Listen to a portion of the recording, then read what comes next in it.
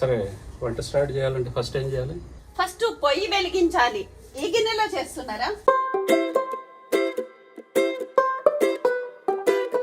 తర్వాత ఇది కట్ చేసి పీసెస్ కింద దీంట్లో వెల్లిపాయ రెబ్బలు, వెల్లిపాయలు కూడా గ్రైండ్ చేసేటప్పుడు వెల్లిపాయలు కూడా ఇవి క్లీన్ చేయాల్సిన అవసరం లేదు.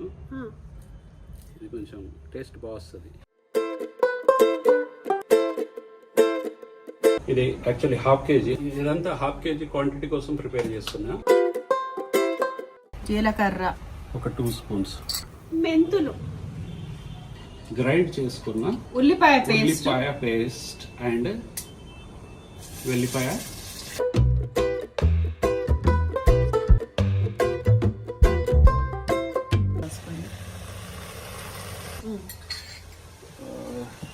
కారం నేను తక్కువ తింటాను ఫ్రెండ్స్.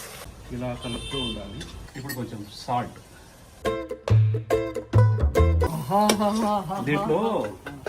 దీంట్లో ఆయిల్ తేలే వరకు కొంచెం లో ఫ్లేమ్ మీద దీన్ని ఫ్రై చేసుకోవాలి. చింతపండు రసం ఇప్పుడు వేసేయాలా? ఇప్పుడే వేసాను. వాటర్ మిక్స్ చేసుకోవాలి. ఇది పల్చగా, ఇప్పుడు చిక్కగా అయింది కదా, ఇంకా చిక్కగా ఉండద్దు.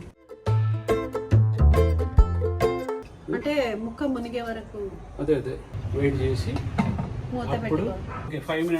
5 మినిట్స్కి చూడు ఎట్లా కొత్త కొత్తలాడుతుంది. సొర చేప నేను కోసుకుంటా ఇవాళ.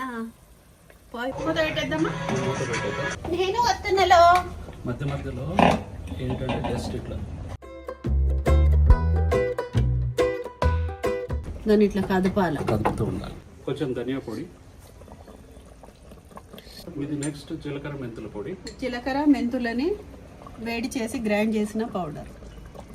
వామ్ పౌడర్. దీనివల్ల బెనిఫిట్స్ ఏంటో తెలుసా నీకు? తెలియదు, చెప్పాలి. చాలా ఉన్నాయి, నేను ఇప్పుడు చెప్పాను. కొత్తిమీర కూడా వేసేయాలి. ఓకే.